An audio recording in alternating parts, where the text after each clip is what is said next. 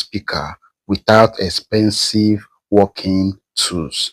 Just your candle and your soldering iron. You are good to go. Welcome to my new video.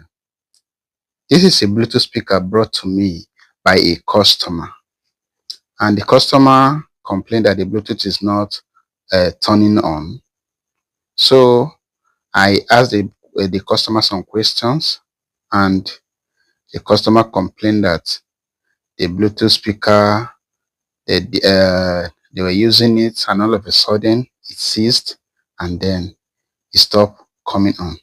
So I've investigated the Bluetooth. As you can see, it's showing only the light, but on the LCD there's no light there. You can see there's no light there. It's only the bulb that are on the PCB that are showing light. So this is